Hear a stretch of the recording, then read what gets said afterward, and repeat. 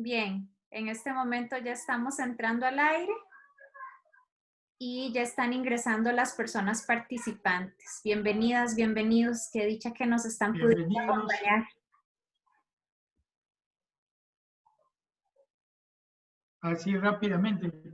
Sí, entonces para este espacio de seminario web contamos con la participación de Manuel Delgado. Mi nombre es Claire de Meservil, yo soy la representante para América Latina del IRP, que son las siglas en inglés para el Instituto Internacional de Prácticas Restaurativas. Voy a presentar a Manuel, contarles un poco de quién es él, muchos de ustedes ya lo conocen, y después de esto pues quedamos en manos de Manuel para que nos presente este tema tan importante de la práctica explícita. Manuel es psicólogo, cuenta con una maestría en Administración de la Educación de la Universidad de Lima, Perú, y una maestría en Consejería para la Educación Familiar de la Universidad de Madrid. Tiene una especialización en Desarrollo de la Inteligencia del Instituto ISEL en Jerusalén, Israel. Manuel trabajó como gerente nacional de centros públicos de detención juvenil durante 4 años, promoviendo el uso de prácticas restaurativas entre su personal. Durante los últimos 4 años ha proporcionado consultoría y capacitación en el uso de círculos, reuniones y otras prácticas restaurativas. Y fue el coordinador principal de un importante proyecto demostrativo de prácticas restaurativas en escuelas y comunidades en 2 asentamientos humanos de Lima, implementando conjuntamente con la Municipalidad Metropolitana de Lima, Perú. Manuel tiene amplia experiencia como facilitador certificado del Instituto Internacional de Prácticas Restaurativas y además trabaja con círculos en comunidades indígenas. Manuel, estamos muy contentos de contar con vos para este tema tan valioso. Muchísimas gracias. En la herramienta de seminario web, ustedes podrán ver que tienen 2 botones en el panel inferior, uno que es para chatear. Ahí ya tenemos algunos saludos. Saludos a Nancy, que nos saluda en el chat. Y también tienen un botón que se llama preguntas y respuestas. En esta primera parte, Manuel nos va a presentar el tema y vamos a tener un espacio posterior para que a través del chat o en el botón de preguntas y respuestas nos planteen sus preguntas, comentarios y tengamos ese ratito para que Manuel interactúe con nuestras respuestas y reacciones. Entonces, Manuel, encantados de tenerte y quedamos en tus manos. Muchas gracias, Claire, un gusto de escucharte y muchas gracias a todos los que están presentes en este momento y que seguramente seguirán entrando. Voy a compartir con ustedes algunas ideas sobre este tema de las prácticas explícitas, que tiene que ver con la forma como los facilitadores o todos aquellos que estamos involucrados en la práctica restaurativas o en la justicia restaurativa, tratamos de compartir lo que hacemos con los demás. Y por eso hablamos de práctica explícita. Ojo, que la práctica explícita le cae a todos en el sentido de su trabajo, de la labor que realizan y de los aspectos que desarrollamos. Nosotros vamos a hablar de eso y de cómo desde la justicia, desde las prácticas restaurativas, esperamos también que todos desarrollemos nuestra práctica explícita. Voy a compartir un momentito la pantalla con ustedes.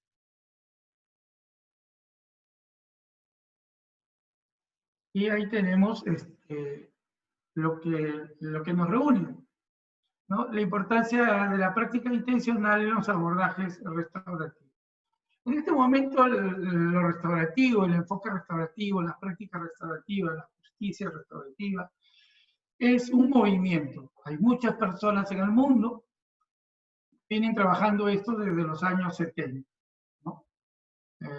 Y tratando de desarrollar este concepto que hoy la consideramos una ciencia social en desarrollo, en construcción, para que las personas puedan ser más positivas, más colaborativas, más trabajadoras y puedan emprender cambios positivos en su vida. Esto es lo que trata de empujar las prácticas restaurativas. Y para trabajar este concepto voy a iniciarme con un pensamiento de Helen Keller. Perdón, Manuel, disculpa, es que nos están haciendo ver que no estamos viendo en pantalla la presentación. Ok. Tal vez podemos salir de compartir pantalla y compartir de nuevo y seleccionar la ventana donde aparece el PowerPoint. A ver. ¿Tú lo ves ahí? Ahí estamos viendo una pantalla oscura. ¿No se ve?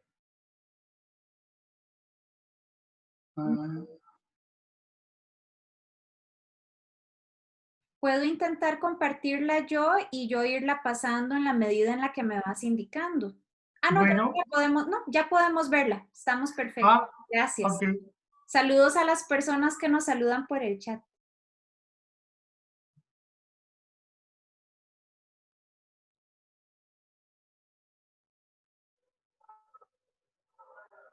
Muy bien.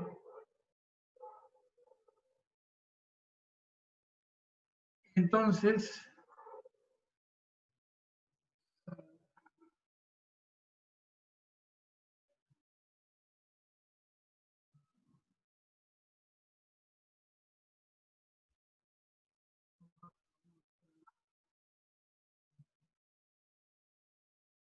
¿se comparte la pantalla ahí?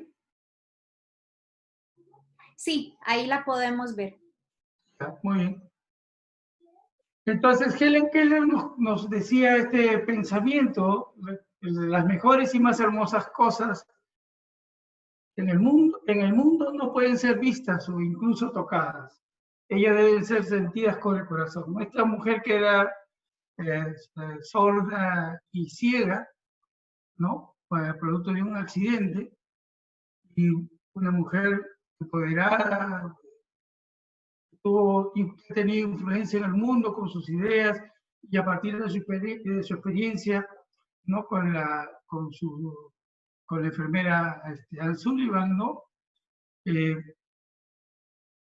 tesón, esa voluntad, esa conducta, el temperamento le permitió a ella vencer las adversidades, ¿no? Y convertirse en una mujer que escribió libros, que dio conferencias, y que promoviendo y sensibilizando a las personas sobre los que tenían el problema de la falta de audición o eran sordomudos, etcétera, ¿no? Y lo tomo porque muchas de las cosas que hacemos no son tangibles. Muchas de las cosas que realizamos cuando trabajamos con personas, cuando conversamos con personas, no son tangibles.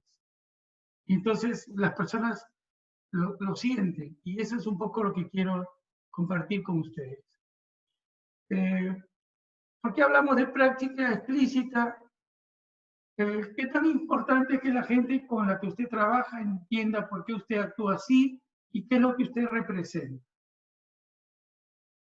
Entonces, siempre cuando trabajo en los cursos, interactúo con las personas, siempre hago la misma pregunta. ¿Alguno de ustedes se sentó con su hijo pequeño y le explicó por qué era su papá o por qué era su mamá? O a nosotros, nuestro papá o nuestra mamá nos explicó por qué él era mi papá o era mi mamá. O yo, como todos los días despertaba y en esa cama estaba mi mamá y mi papá, bueno, ellos deben ser mi papá y mi mamá. Suponía que era así, como este señor viene todos los días a mi casa, estoy en mi casa, pues debe ser mi papá. Hay muchas cosas que hacemos porque suponemos que la gente lo entiende o lo piensa.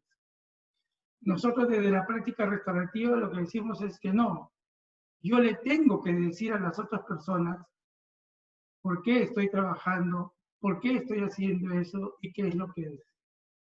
Y es lo que quiero empezar diciéndoles a ustedes. O sea, yo en este momento estoy compartiendo estas ideas con ustedes porque creo en las prácticas restaurativas, creo que es una manera de llegar a las personas, de construir paz en el mundo, de mejorar nuestra sociedad. Y porque creo en eso, hoy en día, en esta etapa de mi vida, solo me dedico a compartir todo lo que sea el enfoque restaurativo en mi trabajo y en mi quehacer cotidiano. Porque lo considero importante y creo que es bueno para nuestra sociedad, para nuestra comunidad, para las relaciones entre las personas. Entonces, como hablamos de prácticas restaurativas, voy a tomar yo el planteamiento de Beverly. Ella tiene un libro que se llama Enseñando Paz, está en inglés, y habla de 5 R's. Y me gusta lo de las 5 R's porque la justicia restaurativa toma 3. Tomar responsabilidad, reparación y reintegración. O sea, está más dirigido al conflicto. Cuando ha ocurrido un problema, entonces, ¿qué necesitamos para solucionar el problema? Que las personas tomen responsabilidad de sus actos, que deseen reparar el daño causado y que nos podamos reintegrar. Pero yo tomo esto de las 5 R de Beverly porque nos permite 2 ideas más, que es la relación y el respeto. Y por lo tanto, eso nos permite trabajar no solo cuando ocurre un conflicto, o cuando hay un problema, o cuando ocurre un delito, sino que nos permite trabajar en el campo proactivo, cómo podemos hacer mejor las cosas. Y nos permite trabajar en el campo preventivo, cómo podemos mejorar las cosas, cómo podemos anticiparnos a los problemas que puedan ocurrir. Y entonces tomo de Beverly que ella añade la relación. Es importante que lo trabajemos en las escuelas, con los niños, ¿no? En las comunidades. ¿Cómo debemos relacionarnos? ¿Cómo podemos hacer más positiva la relación entre las personas? En un mundo donde cada vez hemos sido desconectados. La pandemia nos ha regresado y hoy en día todas las familias que están en sus casas están volviendo a relacionar, están volviendo a conversar. En Perú, con las papas, los camotes y la comida, empezaron a venderse los famosos juegos de mesa. Damas, ludo, monopolio, porque las familias empezaron a buscar hacer cosas entre ellos. Y entonces ha venido a reforzar nuevamente la relación de las personas. Y esto va a generar indudablemente una dinámica positiva por un lado, pero seguramente también se presentarán algunas dificultades, ¿no? Porque a pesar de que las familias están reunidas, sin embargo, no se ha detenido la violencia doméstica, sigue habiendo denuncias. Pero seguramente en una gran mayoría de familias hay una nueva dinámica. Nos hemos visto obligados a sentarnos a la mesa nuevamente. Y respeto, porque tal vez sea el valor más importante en la relación de las personas, ¿no? Esa frase, respeto guarda el respeto. Entonces, el respeto es una manera en que la manera más sencilla de relacionarnos entre las personas es respetando. Si yo te respeto, no va a haber ningún conflicto. Si yo tengo que hacer una fila, una cola, y yo pregunto quién es el último, me coloco detrás de él, no voy a generar un conflicto. Entonces, el respeto es un elemento, es la relación más sencilla, pero al mismo tiempo tan poderosa que permite que las personas nos podamos interactuar positivamente. Responsabilidad y reparación es lo mismo de siempre, en el sentido de que las personas deben ser responsables de sus actos, de las cosas que hacen, reparar cada vez que cometemos un error o nos equivocamos. La reintegración sí es algo más dinámico, porque ya no solo se trata de reintegrar al ofensor o a la víctima, a la comunidad. No, la reintegración tiene que ver con una dinámica de la comunidad, de la sociedad, de las familias, etc. ¿No? Entonces, ¿cómo nos reintegramos? Como lo que está pasando ahora. El COVID ha hecho que todas las familias nos reintegremos. Antes todo el mundo comía a cualquier hora, llegábamos y a veces no lo veíamos hasta el día siguiente a la hora del desayuno, porque llegó muy tarde. Había una dinámica de individualismo entre las familias, y sin embargo hoy en día almorzamos juntos, comemos juntos, desayunamos juntos, y eso ha generado que nos reintegremos, que empecemos a conversar, etc.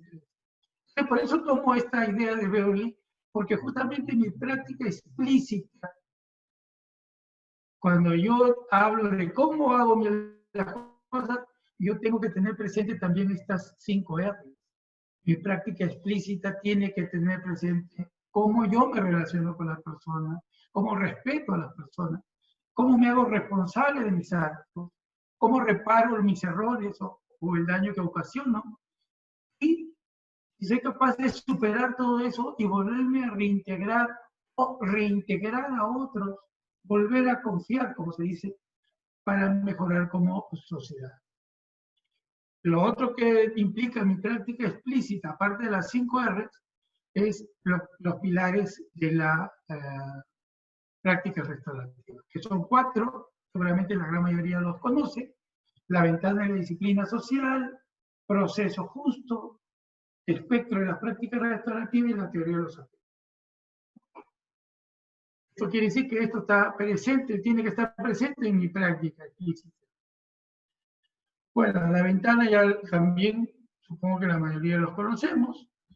La ventana nos permite analizar cómo se ejerce la autoridad, pero yo la quiero tomar ahora no para entrar al análisis de la autoridad, sino para entrar al análisis del facilitador, de las personas, de la práctica explícita.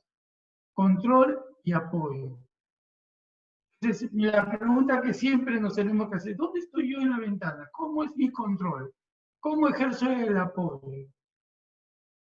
Entonces, mi práctica, ¿por qué? Porque como las personas, yo puedo pensar una cosa, pero lo que las personas sienten o piensan puede ser otro. Yo tengo que tratar de que lo que yo siento converja con lo que las otras personas también sienten.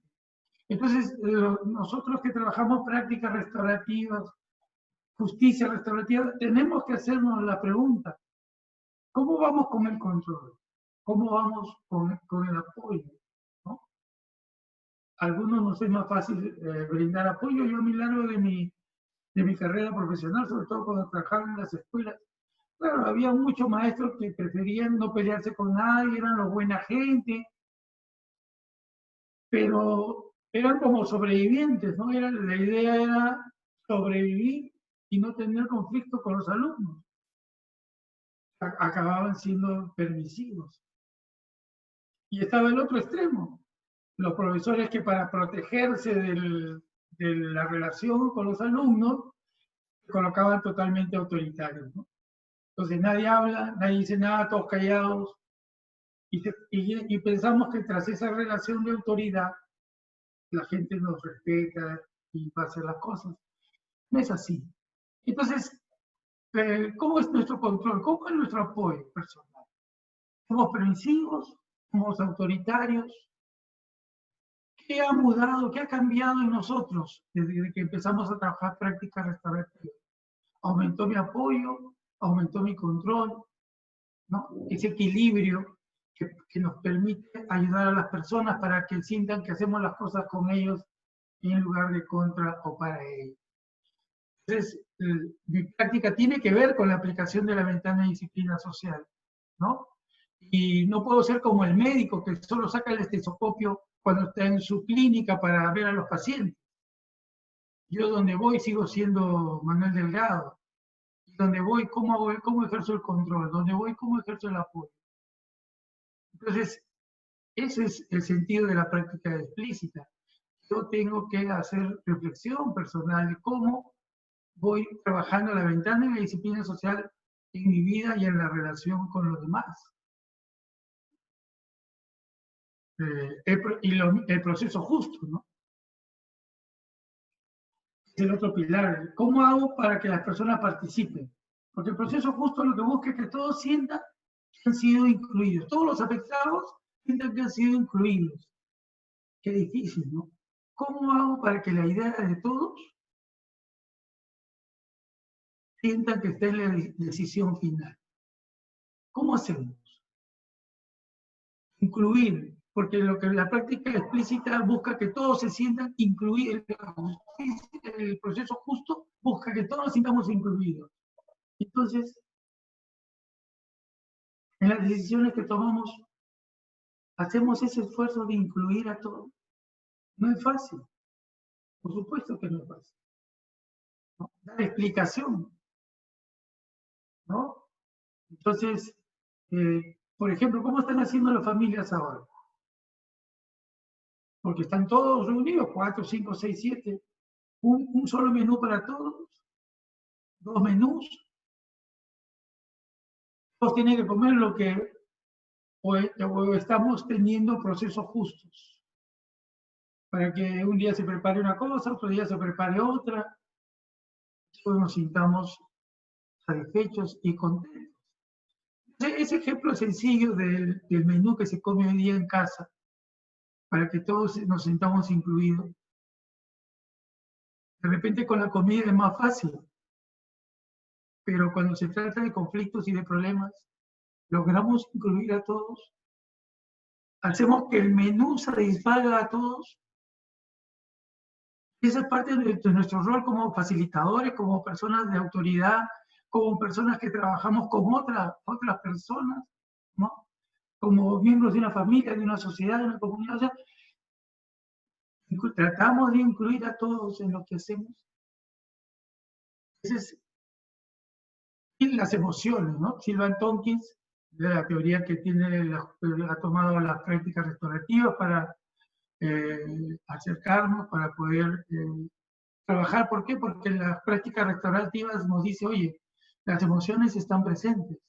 Los seres humanos tenemos emociones y reaccionamos con esas emociones. Y muchas de ellas las hacemos, y la forma como reaccionamos la hemos aprendido. Y a veces no de la manera más adecuada. Entonces, necesitamos expresar nuestras emociones. En una cultura donde nos dice que no lloremos. O se ve mal que las personas lloren, o da vergüenza, ¿no? Y que a veces preferimos agredir en vez de que nos vean vulnerables. Entonces, la práctica restaurativa dice, no, oye, expresa tus emociones, dinos lo que estás sintiendo, compártenos, ¿no? Y en ese proceso de autocontrol y de proceso justo, etcétera, vamos aprendiendo que yo tengo que respetar a la comunidad y que tengo que aprender también a expresar mis emociones de una manera adecuada. Pero están presentes nuestras emociones. Entonces, yo, Manuel Delgado, ¿cómo expresa sus emociones? ¿Lo trata de hacer de una manera adecuada? ¿O soy impulsivo? ¿O si me molesto y que los demás se esconden? ¿Cómo es que nos expresamos emocionalmente con las personas? Entonces, Sylvan Tompkins nos habla, ¿no? Maximizar lo positivo, minimizar lo negativo, expresarnos con libertad. Entonces, ¿cómo estamos haciendo en las familias? Hoy día que estamos todos juntos, reunidos, donde de repente la casa es pequeña, somos 7, y en un mismo espacio tenemos que estar 2 o 3, ¿no? Estas son cosas que antes no había. Yo me acuerdo que cuando era pequeño, solo había un televisor en la casa. Y para ver el programa, había un programa familiar donde todos nos veíamos, y una vez que se acababa el programa familiar, pues muchas veces se iba a dormir, a hacer otras cosas, pero no es que cada uno podía hacer lo que deseaba. El individualismo, que ha sido lo que se ha fomentado en todos estos últimos años, ¿no?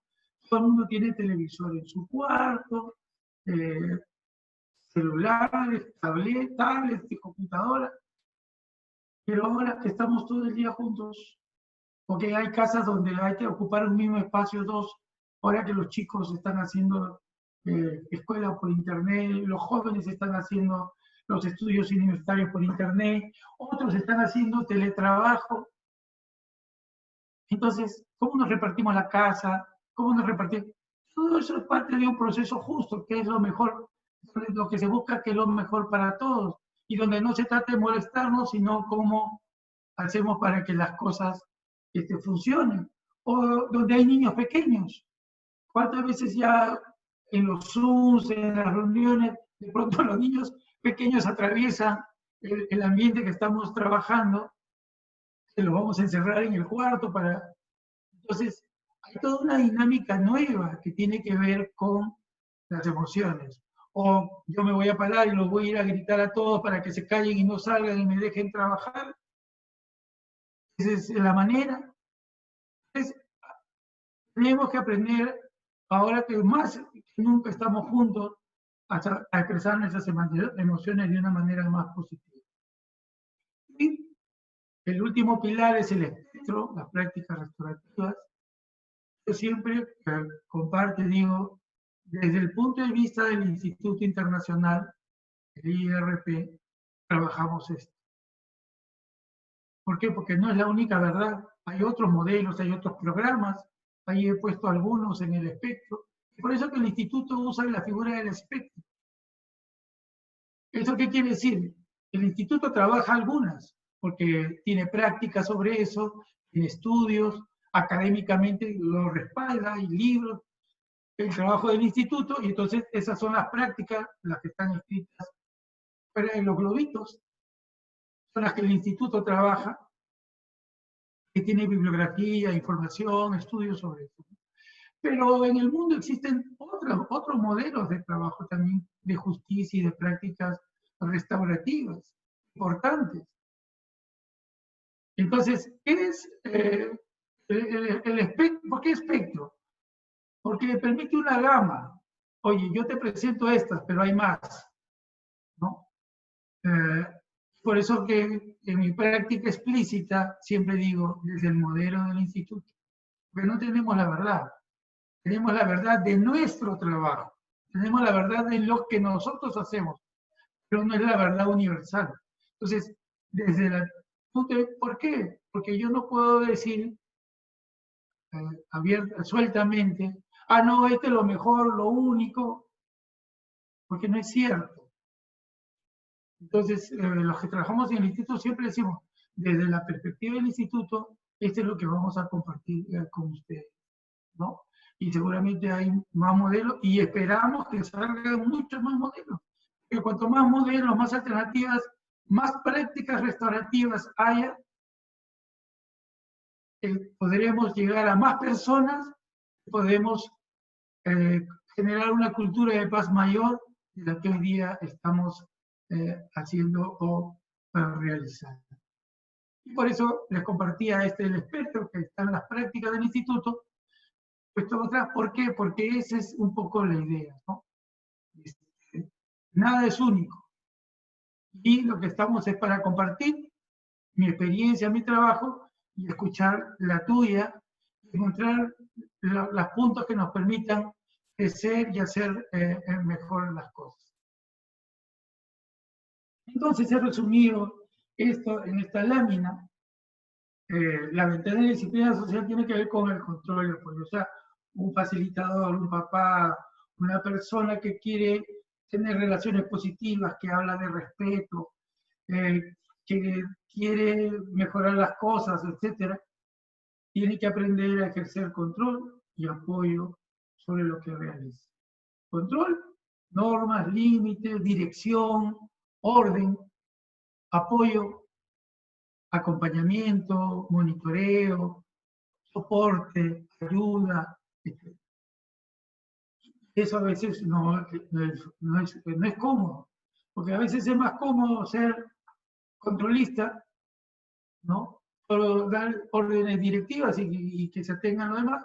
O a veces es más fácil estar ahí de apoyo y si hay un problema, pues miro para otro lado, pero es necesario desarrollar el control y el apoyo. Y hay personas que a veces les es más fácil el apoyo. Oye, pero también tienes que aprender a ejercer el control. Y hay personas que tienden a ejercer el control con más facilidad, pero oye, también hay que dar apoyo, consejo, motivación. Entonces, este arte que lo debe tener un papá para educar a sus hijos, este arte que lo tiene que tener un maestro para llegar a sus alumnos y construir conocimiento con ellos, este arte que lo tiene que tener un jefe, un director, para que su personal, para que las personas que están con él lo apoyen y trabajen comprometidos con el trabajo. Entonces, tiene que ver con la práctica explícita. Oye, yo hago esto porque deseo esto. Entonces, la ventana de disciplina social es una herramienta poderosa, no solo para analizar la autoridad, una herramienta poderosa para darnos cuenta de cómo nos estamos acercando a la persona. Y cuando nos relacionamos con ellos, cómo podemos hacer que esa relación que estamos teniendo con las personas se multiplique, sea la mejor de todas, crezca, permita que a todos también crezcan. Y dentro de nuestro concepto, saber ejercer control y apoyo nos ayuda a tener eso. Incluir a todos en las decisiones, lo que hablaba del proceso justo. No es fácil escuchar lo que todos tienen que decir. Incluso uno a veces puede escuchar cosas que no nos gustan, que no nos agradan. Y si las personas lo dicen con emoción, todavía se puede complicar un poco más las cosas. Entonces, el proceso justo, esto de participación, explicación, claridad de expectativas, es un proceso de respeto muy, muy poderoso, porque lo que busca es que todos se sientan incluidos. ¿Por qué tenemos todos los problemas que hoy día estamos viendo en Estados Unidos, ¿no? Con el tema del racismo y etcétera, y la violencia? Lo que estamos viendo es que hay personas que no se sienten incluidas.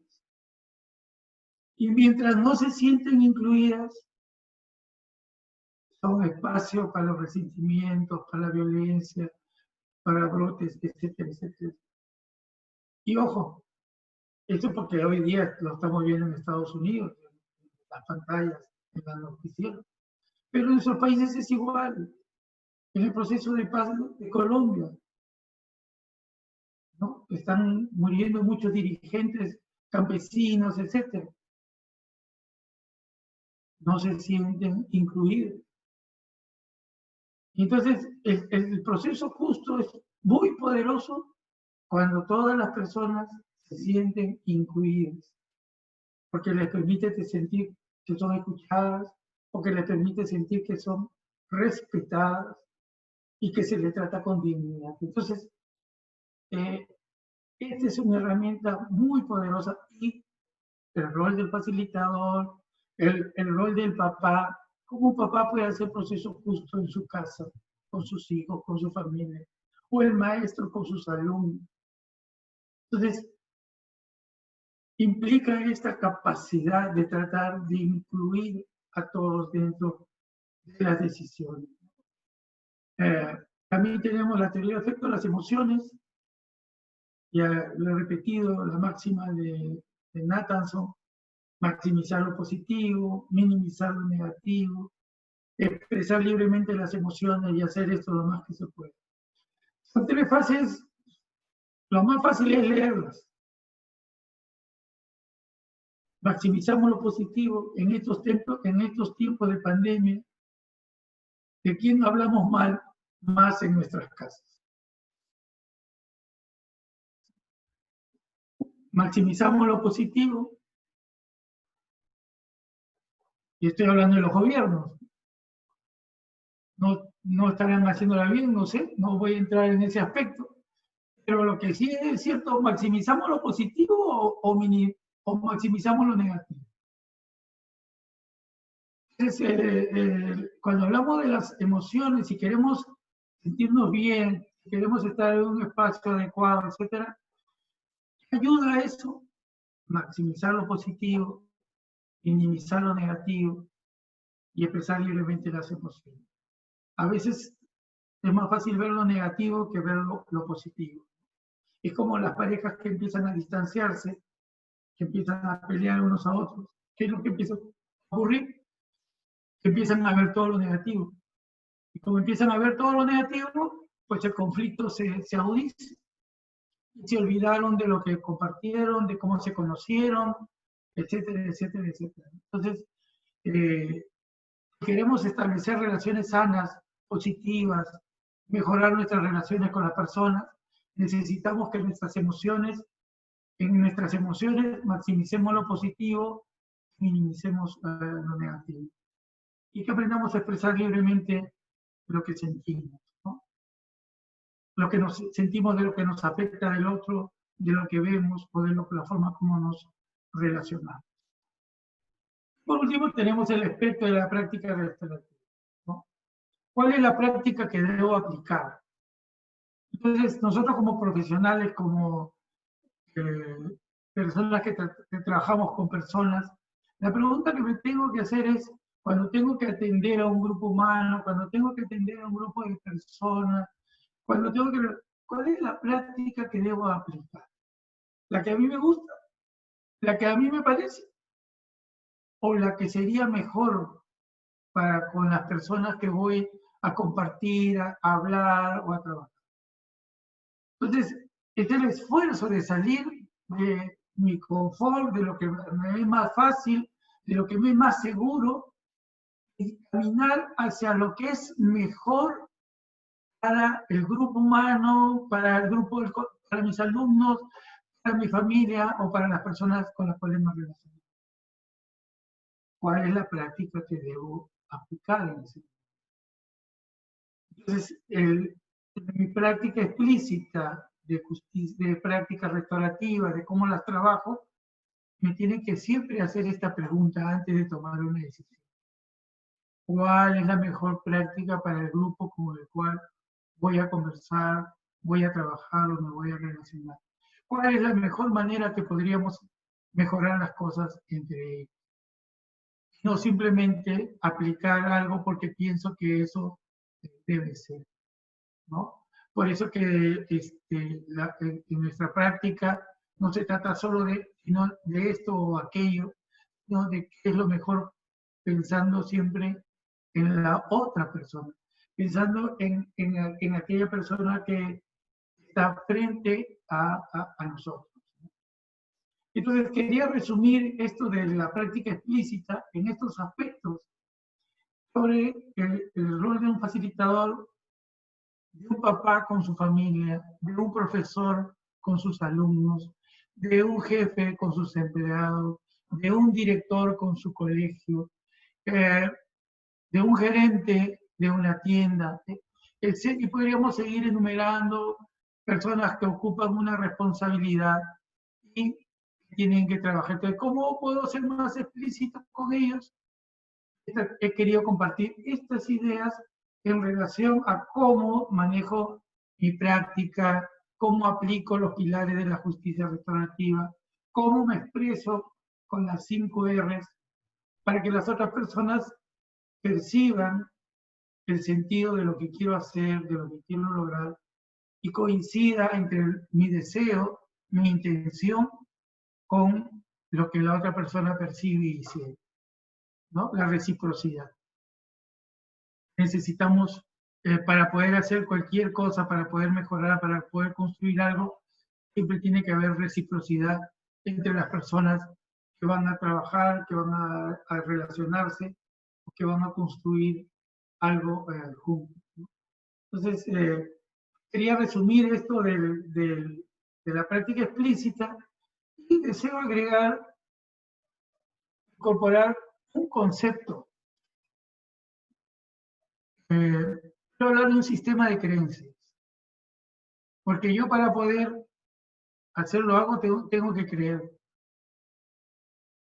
¿no? Para participar de este movimiento que está tratando de construir paz social en el mundo, que está tratando de construir una cultura de paz, que está tratando de que las personas se reintegren y no sean estereotipadas por la sociedad como la mayoría de los que caen en el sistema penal, ¿no?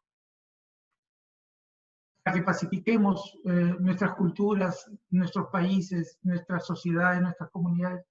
Entonces creo que tenemos que tener algunas ideas, algunas creencias, ¿no? Y lo he puesto como forma de pirámide. En primer lugar, creer en las prácticas restaurativas o justicia restaurativa, ¿no? Tengo que creer que es una alternativa viable. Si no creo, no se trata de aplicar un conocimiento. La justicia restaurativa, las prácticas, no es cuestión de un conocimiento. aplico 1, 2 y 3 y ya, listo.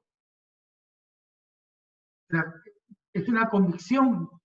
Lo primero que tengo que transmitir es esa convicción de que haciendo esto, de que haciendo prácticas restaurativas, podemos hacer mejor las cosas.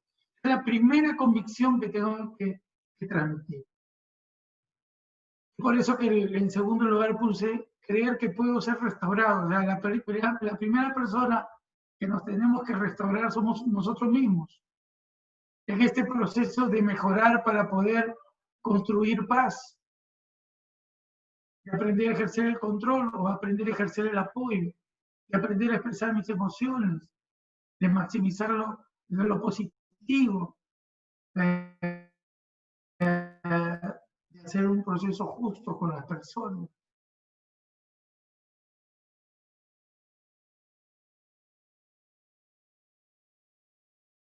Entonces, el primer que tengo las cosas que cambiar, que procesar, que mejorar. Y en segundo lugar, puse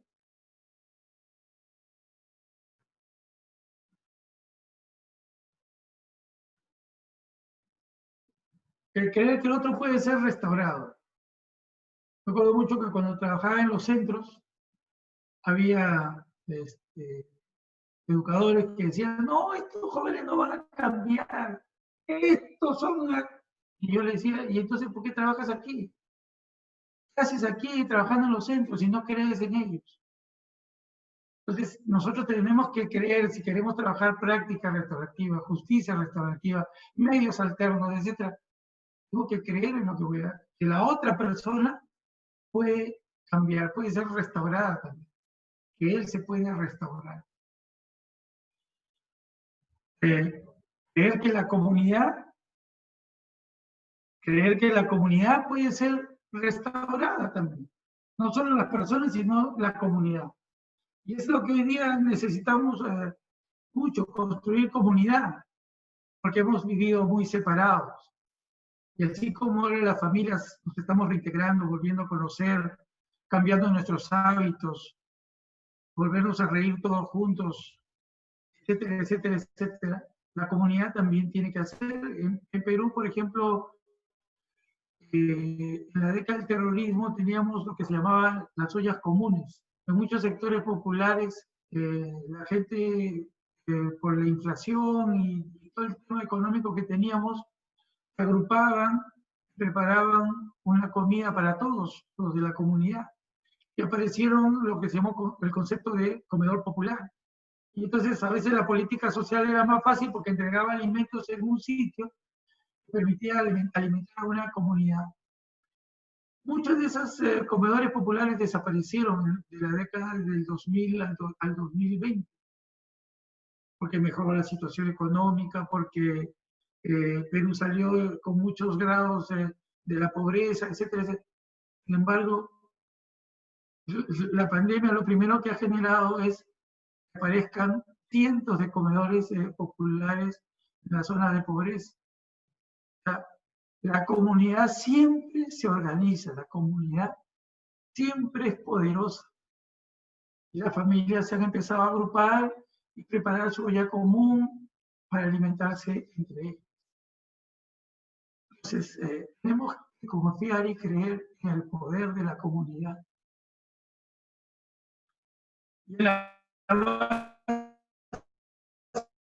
la pirámide he puesto confiar, porque si no confiamos, estas cosas no caminan. Tenemos que confiar en las personas, aunque se equivoquen, aunque nos equivoquemos, pero hay que confiar. Es la única manera de caminar juntos con otras personas para construir algo diferente en nuestro mundo de hoy. Y quisiera terminar con una frase de Gandhi que dice: sé el cambio que tú deseas ver en el mundo. La primera persona que siempre tiene que cambiar es uno mismo. Y si queremos un mundo mejor, si tenemos sueños, si tenemos esperanza de hacer cosas mejores, etc. Sé el cambio que tú deseas ver en el mundo. Y con esta frase de Gandhi quisiera terminar las ideas que he compartido hoy día sobre la práctica explícita, cómo nosotros le hacemos llegar a los demás nuestro trabajo, nuestra práctica, nuestro compromiso con lo que estamos haciendo, nuestras convicciones, nuestras creencias, para que el otro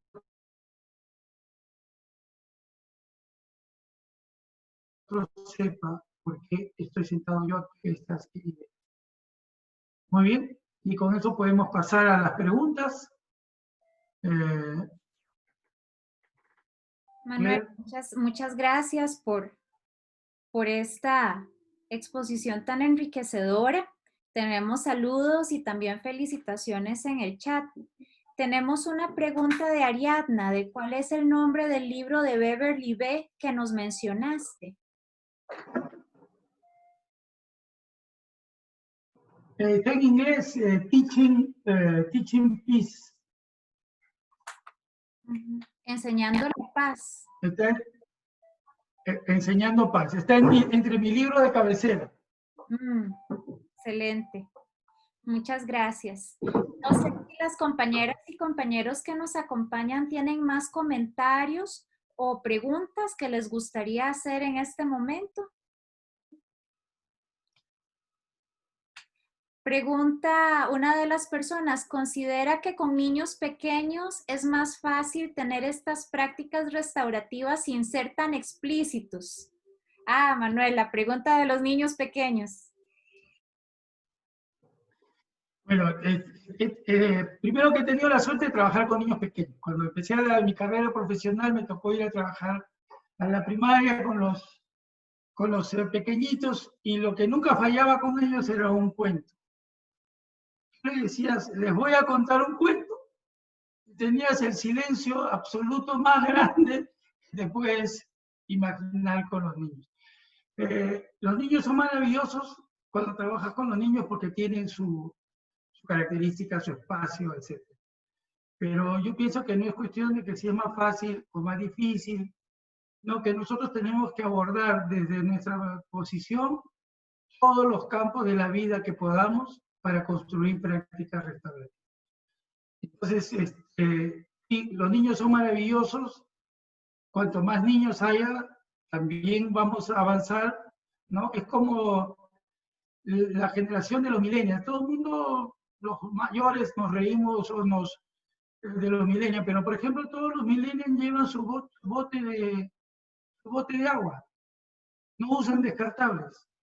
Y lo llevan como un hábito. Tú vas a ver a todos cargando su bote de agua, ¿no? Para no contaminar. Parece una cosa tonta, pero sin embargo, 1.000, 2.000, 3.000, 1.000.000, 2.000.000, 3.000.000, 4.000.000, no sé cuántos millennials habrá hoy día en el mundo, pero tú tienes a un grupo de gente que no usa descartables, que no usa botellas de plástico, etc. Usa su bote de agua, ¿no? Entonces, el impacto por una cosa a veces es pequeñito. El impacto cuando es una gran cantidad de gente, pues es mucho mayor, ¿no?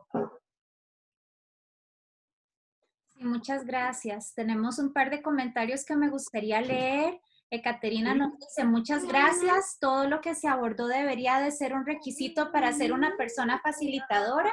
Me siento muy agradecida por este espacio tan refrescante en tiempos de crisis y oportunidades.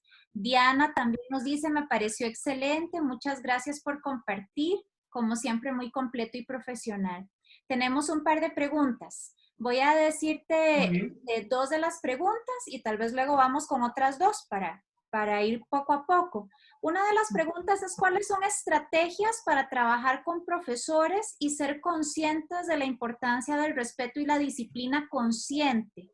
Y tenemos otra pregunta de parte de Vivi, ¿cómo poder introducir las prácticas restaurativas en las organizaciones? ¿Hay alguna experiencia que nos pudieras compartir? En lo organizacional es complejo porque el foco está en la productividad. Entonces, tal vez podemos empezar con esas dos. Muy bien. Primero sobre las escuelas. La práctica restaurativa tiene 4 pilares. Y lo que nosotros trabajamos en los cursos, en las capacitaciones, es que las personas aprendan esos 4 pilares. Ventana, proceso justo, emociones y el espectro de las prácticas restaurativas, las distintas prácticas que puedan. Entonces, si el maestro incorpora eso a su persona, él al trasladarlo a sus alumnos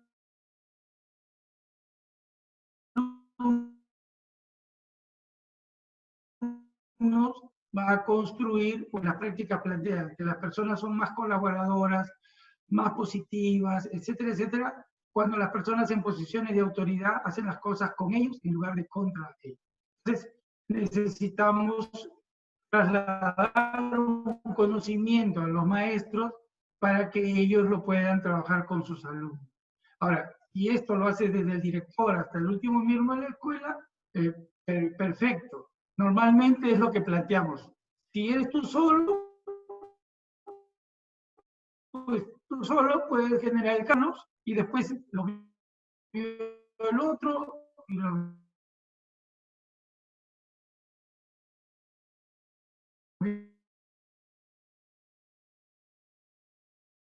el otro y le dijo, yo también quiero lo mismo porque quiero organización. O sea, también tiene que aprender los conceptos para poder desarrollarlos. Es cierto, hay una pequeña diferencia, pero la diferencia está en que en la escuela los chicos van a seguir estudiando para ellos mismos. O sea, para que ellos puedan desarrollar sus conocimientos. Y el aspecto comunitario solamente favorece ese aprendizaje, entre tantas cosas, ¿no? En cambio, en el caso de una oficina, no es para que cada uno, ¿verdad? Sino para que todos empujen a la empresa hacia algo mejor. Entonces, es mucho más potente porque la práctica restaurativa lo vas a hacer para que integren ellos en su trabajo. Ahora, existen experiencias, la más exitosa de la última, la de Australia, ¿no? Que hay una institución que ya incluso ya ganó premios y que se dedica a trabajar con empresas para solucionar conflictos, mejorar la productividad, etcétera, etcétera. O sea, experiencias hay, trabajo hay, lo que necesitamos es la voluntad de las personas para querer hacerlo en sus instituciones, escuelas, familias, etcétera. Muchas gracias, Manuel. Tenemos un comentario y una pregunta más, y con eso creo que ya nos iríamos acercando al cierre. El primer comentario es de parte de Mónica, de lo importante que fue recalcar lo que indicabas de la fe que debemos mantener en la aplicación de estrategias restaurativas. El hecho de pensar y creer que puedo ser restaurado y los otros pueden ser restaurados, esto a través de un proceso, porque estamos en tiempos en los que estamos acostumbrados en que todo es para ayer. Entonces ese es el comentario que ella nos comparte. Y tenemos una pregunta, ¿cuál es el tiempo mínimo en que se pueden observar resultados en prácticas restaurativas en un aula o en una escuela? Nunca dudemos del poder de la comunidad. Yo tengo una experiencia de una escuela pobre, en una zona urbana marginal, donde la mitad de los chicos podían haber sido delincuentes o hijos de delincuentes. Un profesor viene un día y me dice, oye, que desaparecen los útiles de los chicos, y todos los alumnos se han venido contra mí, a mí me echan la culpa, que esto, que... Entonces le digo, oye, haz un círculo, puedes conversar con él. Entonces yo le ayudé, yo no hice el círculo, la idea de diseñar el círculo, se sentó con sus alumnos. Él a la semana, a las 2 semanas, y me cuenta. Hice el círculo. Los chicos contaron que su papá le pegaba, que hacía esto, que lloraron, y se pusieron de acuerdo para cuidar la puerta, todo, etc. A las 2 semanas dice que un par de chicos se le aparecen al profesor, él estaba en la cafetería y le traían unas cajas de útiles, lapiceros, y se le entregan. Y le dicen, profesor, nosotros hemos sido, pero la verdad que no sabíamos el daño que le causábamos a nuestros compañeros, porque todos eran pobres. Entonces, su papá le pegaba porque como era un irresponsable por perder el lapicero. el papá del otro le hacía lo mismo, o el otro chico por miedo a que el papá le pegara, no le contaba que había perdido las cosas, y por lo tanto no hacían las tareas. Todo eso habían contado los chicos en el círculo, y sus compañeros se sentían culpables de haber realizado eso. Y como compensación compraron esto, y lo único que le pidieron es que no dijera que ellos habían sido. Nunca más se volvió a perder nada en el salón. Entonces, no hay que dudar del poder de la comunidad y poder. Ahora, si podemos hacer un proceso que tome tiempo y que sea sistemático, sería lo ideal, porque eso nos permitiría garantizar que va a ser sostenible el comportamiento de las personas, ¿no? Pero un solo momento también puede ser poderoso en la medida que confiemos en lo que es capaz la comunidad, ¿no? Manuel, yo sé que había dicho que ya con eso íbamos a ir cerrando, pero yo no quisiera dejar de leer esta última pregunta que nos comparte Liliana. ¿Cómo generar confianza en un proceso justo cuando el entorno no confía en la justicia? No sé cómo, qué reflexiones nos compartís al Bueno, respecto. habría que contextualizarlo, pero ojo, el proceso justo no necesariamente tiene que ser para que solucione el problema, porque a veces la solución no está en nuestras manos, sobre todo si es un caso penal, por ejemplo, que tiene que ir por otro proceso. Pero sí podemos hacer un proceso justo para escucharnos, para que cada uno diga qué necesidad tiene. Nosotros en Colombia, trabajando con la maestra Marisol y Pablo, nos sentábamos en los grupos para conversar con la gente, no íbamos a solucionar nada. Pero ahí estaban los de la FARC, ahí estaban los campesinos, ahí estaban los. El hecho de poder cada uno decir cómo había sido afectado por el proceso de la guerra, etcétera, para ellos era significativo. Entonces, el proceso justo es poderoso no solo para solucionar el problema, que claro, sería lo ideal, pero ya el permitir que las personas puedan expresarse y compartir su necesidad, eso tiene también un poder en las personas para sentirse integrados, dignificados, ¿no? Es lo que podría compartir a grandes rasgos sin saber exactamente el problema, ¿no? Manuel, muchísimas gracias. Quisiera decirles a todos y a todas que en este momento estoy apuntando en el chat cómo nos pueden encontrar en Facebook como LA.IRP o Instituto Internacional de Prácticas Restaurativas Latinoamérica, y ahí también está el usuario de Instagram y el sitio web. Agradecerles por acompañarnos, por sacar el tiempo para estar con nosotros en este espacio, y agradecerle también a Manuel por compartirnos de su conocimiento, de su experiencia, y vamos a seguir abriendo estos espacios. Todos los meses vamos a tener webinars como este sobre temas diferentes. Les deseamos que tengan un lindo fin de semana y que comencemos por esa restauración pues desde nosotros mismos y seguir creciendo en esa confianza. Muchísimas gracias a todos y buenas noches. Muchas gracias.